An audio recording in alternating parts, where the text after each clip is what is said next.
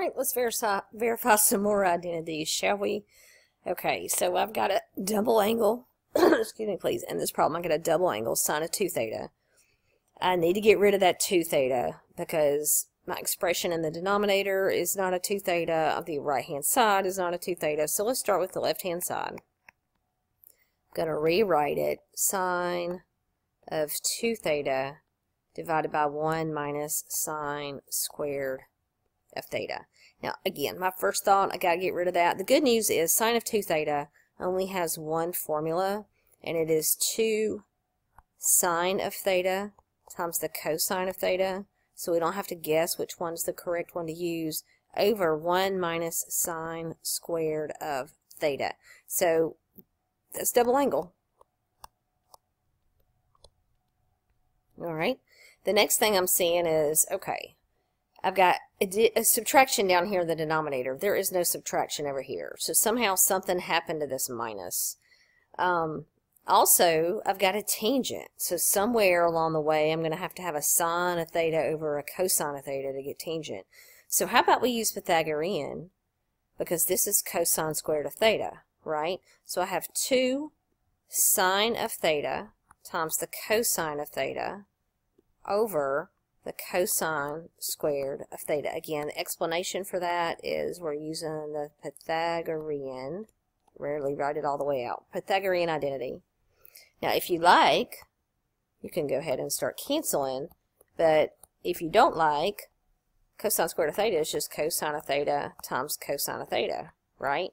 So what's your explanation for that? We're just rewriting cosine squared of theta so it looks better, and there's our answer right in front of us. So the cosine of theta is cancel, and then the sine of theta over the cosine of theta is tangent of theta. So we have 2 tangent of theta, okay, and again the cosine's canceled. So that is the end of that. The explanation for that is cancel and the quotient identity. Alright, so I look at this problem and I think, oh my goodness, because I've got a double angle over here, I got a double angle over here, I got a formula for this double angle, but I do not have a formula for this double angle, but I know that that can be rewritten as 1 over the cosine of 2x, and I do have a formula for the cosine of 2x. So I'm thinking, where do I start? I don't know, the right hand side looks more complicated to me, so let's start with the right hand side, see where we go. So it's 2 sine of x cosine of x times secant of 2x. Parentheses not required around that, but it makes me feel better. Now again, I don't like this secant of 2x. It's got to go because I don't have a formula for that. So I'm going to say this is 2 sine of x cosine of x, and that secant of 2x I'm going to say is 1 over the cosine of 2x. Okay, and so all I used was the reciprocal property. So to rewrite secant of 2x. Okay, now I'm going to use the double angle. Here's the next question. Which double angle do I use? Because cosine of 2x has 3 of them. I don't know. Right off the bat, you know, I don't know. So I've got 2 sine of x times the cosine of x. So my choices are, remember it's cosine squared of x minus sine squared of x. Okay. Or, I can't even remember the other two. I'd have to prove it. So that would be, if we replace that, that would be 2 cosine squared of x minus 1, or 1 minus 2 sine squared of x. And remember what we're trying to get to, tangent of 2x over here, just be thinking about this, is 2 tangent of x over 1 minus tangent squared of x.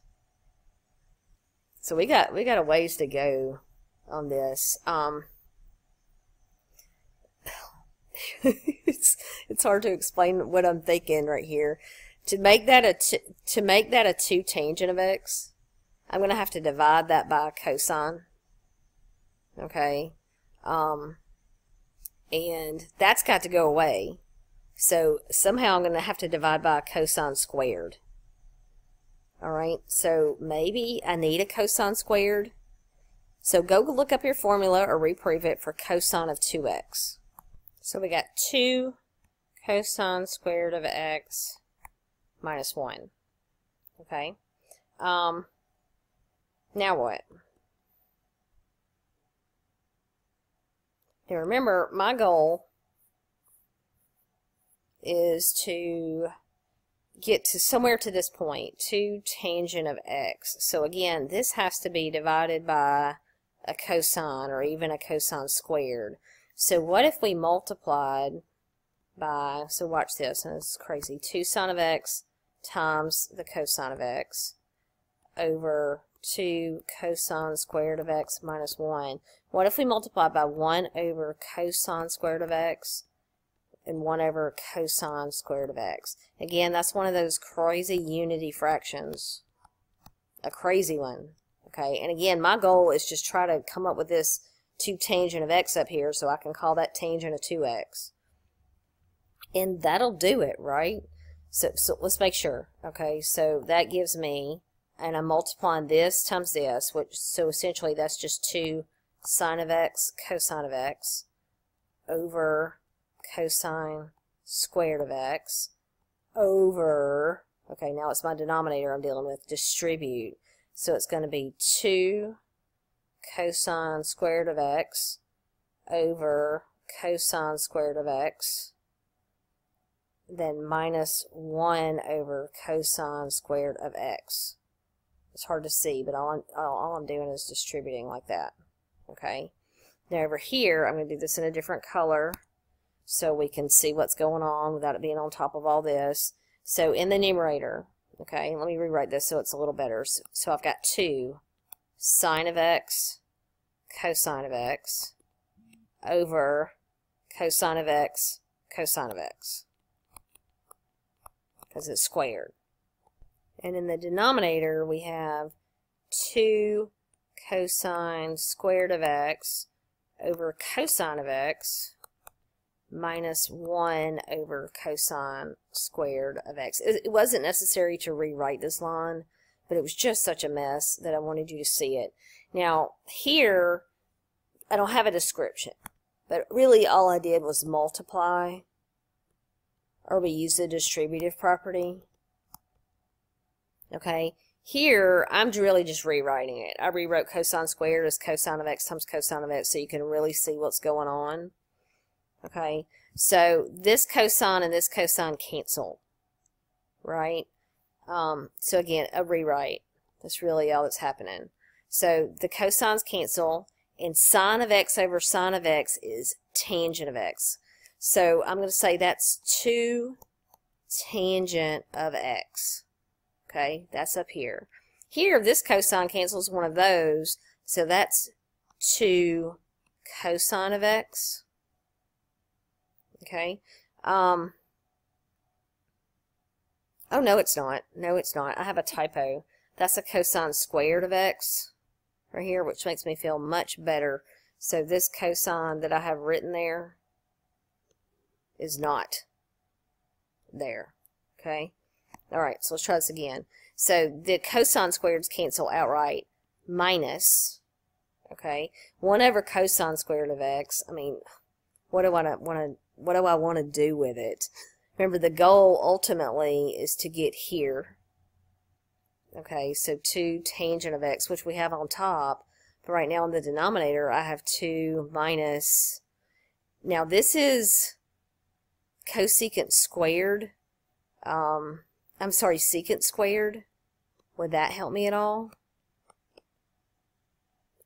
Alright, so what did I do? I used the quotient property, and I used the reciprocal property. Quotient up here, reciprocal right here, and I canceled some stuff too. Okay, now it's about to get weird. Again, I'm looking at where I'm going. I'm trying to get to this point right here at the top of your page, 2 tangent of x over 1 minus tangent squared of x, because that is tangent of 2x. I'm almost there. I got 2 tangent of x, but I don't have 1 minus tangent squared of x. But I almost do. How can you turn a secant squared into a tangent squared? Your favorite, Pythagorean, right? So when you go look that up, or you reprove it from sine squared plus cosine squared is equal to 1, you're going to have 2 tangent of x's on the top. Watch this. This is where it gets weird. Do you agree I could rewrite 2 as 1 plus 1 minus secant squared of x? Because 1 plus 1 is 2. This is the reason I did that. I need 1 minus secant squared of x. That is tangent squared of x. So this is just a rewrite. This is a fancy way of writing 2 as 1 plus 1, and that's how we need it. Because now I have 2 tangent of x over 1 plus, and that's tangent squared of x. Or is it minus? Maybe I've got that written down wrong. Let's go check that out real quick. Okay, let's see where my mistake was. 1 minus secant squared is negative tangent squared. The formula is tangent squared of x equals secant squared of x minus 1. So if you reverse that, that's going to reverse the sign of tangent. So we're there. Okay, so that's 2 tangent of x over 1 minus tangent squared of x. That one wasn't any fun. I bet if I sit down and do that one again, I would prove it a different way. Probably prove it a different way every time I do it. I don't like this version. You might want to refer to the handwritten key and see if I didn't do a better job of proving it there. But that just goes to show you there's not one way to get there. Okay, there's lots of correct ways, and so when I give you a test with identities, I don't make a key for it. I mean, I make sure I can do them all, but I'm not referring to the key when I'm grading your paper. I'm checking every single line of work to make sure the step you take is correct and your explanation is correct. I don't know about you, but I'm tired of verifying identities, and we have 3 more to do. It's good practice. It's probably painful doing this many of them, and I know you're saying if it's bad for you, then only think about us, and I am. But again, the more practice you have, the better you are at them. And so here we go again. Practice, practice. Cosine of 4x is equal to 1 minus 8 sine squared of x cosine squared of x. I don't know. The right-hand side looks more complicated, but where do you go with it? You could factor. But I'm thinking the left-hand side may be the place to go because we got to get rid of this 4x, and that's a double angle formula. And you're telling me no, it's like a quadruple angle formula. It is, but left-hand side, you could rewrite it as the cosine of 2 times 2x. So the double, you're doing double of this angle. Okay, so now I use the double angle formula. That's going to be, now, here's the next problem. Cosine has 3 different double angle formulas to use. You have to play around with it to figure out which one is the best one. I actually have done this proof before. If I recall, the 1 minus the sine squared is the better way to go. Now, you might could try the others, and you see that it just leads you down a bad path. So we're going to do the 1 minus sine squared of x. Okay. So that's going to be 1 minus, actually it's 2, I'm sorry, 2 sine squared. And our x is 2x. Because remember, there's a 4x in here and double of that angle. So we have a 2x going on right here. Okay, so again, we use the double angle formula. Alright, now I'm going to keep simplifying. So now, here, let's think about this. This is 1 minus 2. I know we always write, when a trig function is squared, we write the square in between, but I want you to really see what this is. That means exactly the same thing. So I can use the double angle again for sine here. So this is equal to 1 minus 2. Okay, and then double angle for sine of 2x is 2 sine of x cosine of x. And all that's still squared. Okay, so again, my description here, this is a rewrite situation. This is double angle again, but for sine of 2x. Now I'm going to simplify this. So this is 1 minus, okay, now I can't do this 2 times 2 because I have to handle this exponent over here. So this is 2 times 2 squared is 4. Sine of x squared is sine squared of x, and cosine of x squared is cosine squared of x. I'm not really liking how that first square looks, so I'm going to get rid of it and try to clean it up some. So that's sine squared of x. Okay, and now I'm just simplifying this expression, so that's 1 minus 8 sine squared of x times the cosine squared of x. Now that proof made this problem look painless, or at least semi-painless, but it's not, because the trick is, honest to goodness, the trick is right here, knowing which formula to use for cosine of 2 times 2x. Okay, because there are 3 double angle formulas for cosine of 2x. You remember it's cosine squared of x minus sine squared of x, or 1 minus 2 sine squared of x, which is the one we used, or 2 cosine squared of x minus 1. And it's hard to tell from the right hand side which of those 3 would be better, because there's both sine squares and cosine squares in our problem.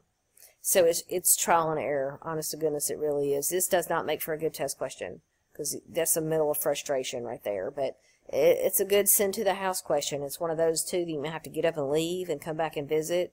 I hope you don't just cheat and jump right into the video. I hope you tried it first and you're coming here just because you're desperate. But there it is. Alright, so when I look at this identity, I've got tangent of x over 2 times 1 plus the cosine of x equals the sine of x. I certainly don't want to start with the right-hand side, because there's no direction about where to go if you just have sine of x. I'm going to start with the left-hand side, because it does look more complicated. I'm going to rewrite it. Now notice I have an x, and I have a half at x. So I'm going to have to get this side to match my x here. So I'm going to use the half angle formula. I'm going to replace tangent of x over 2 with one of the tangent half angle formulas. And there's 3 of them, so make sure you take a look at them before you get too deep into this problem. There's one with a square root. So you got plus or minus the square root of 1 minus the cosine of theta over 1 plus the cosine of theta, or it'd be x in our case. I don't think I want to do something with the square root if I don't have to. So the next one is sine of x over 1 plus the cosine of x. Well, that's the winner right there, right? Because that would get our 1 plus the cosine of x to cancel. The other option is 1 minus the cosine of x over sine of x, and that will not lead us in the right direction. So again, just look at your list. You will have half angles on the test, so that makes it easy. So you've got sine of x over 1 plus the cosine of x times 1 plus the cosine of x, which means I can cancel the 1 plus the cosines of x. Okay, but I didn't write my description here, so that was the half angle formula. And remember, we had to decide which of the 3 to use, but that was the easiest one because that cancels, and that just gives me my final result, because this is a short proof, but you have to deal with the half angle formulas. You have to know which one to use. Okay, so for our last verify the identity, we've got another half angle, tangent of x over 2. We're supposed to show that's equivalent to secant of x minus 1 divided by tangent of x. So I do know I want to start with the left-hand side because I want to get rid of that half angle, that x over 2. Problem is, I don't know which formula to use. I've got 3 formulas for tangent of x over 2.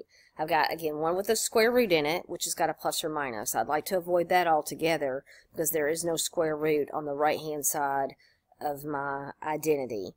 I've got the one we just used in the last problem, which is sine of x over 1 plus the cosine of x. That doesn't look anything like the right-hand side because I have one term in the numerator and 2 in the denominator. But the third option looks pretty good, which is 1 minus the, let me write it down over here, 1 minus the cosine of x over the sine of x. Now the reason to me that looks better, because you've got 2 terms in the numerator, 1 term in the denominator, and it seems more reasonable that we could turn this expression into this expression on the right-hand side. So let's go with that. Again, you got to try something. And so I think that's a good idea. So I've got 1 minus the cosine of x divided by the sine of x. And the explanation for that is just half angle formula. Specifically, half angle for tangent of x over 2. Now the next thing I need to do is I need to think about how in the world I'm going to turn this expression into that expression. Okay, now let's look at just the denominator. I need a tangent of x. What I have right now is a sine of x. So if somehow I could put this over a cosine of x, that would turn it into a tangent. Now I can't just decide to put my denominator over cosine of x, but now if I put everything over the cosine of x, I'm totally allowed to do that. So remember, unity fraction. So I'm going to multiply my expression by a more complicated unity fraction. So I've got 1 minus the cosine of x over sine of x, which I'm just rewriting, times 1 over the cosine of x over 1 over the cosine of x. Again, I got some unity fraction action going on. Alright, so I'm going to distribute right here in the numerator. So 1 times 1 over the cosine of x is just 1 over the cosine of x, minus, now cosine of x times 1 over the cosine of x just gives me minus 1. Hey, and that's a good sign too, because when you compare that to the right hand side, that's exactly what we're trying to get in that spot.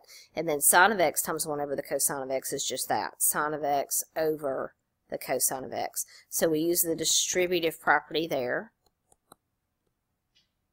Okay, continuing on to the right side, 1 over the cosine of x, if we use the reciprocal property, is secant of x minus 1 over, and then sine of x divided by cosine of x is tangent of x. And so we have the reciprocal property and the quotient property that we're using to finish up our proof.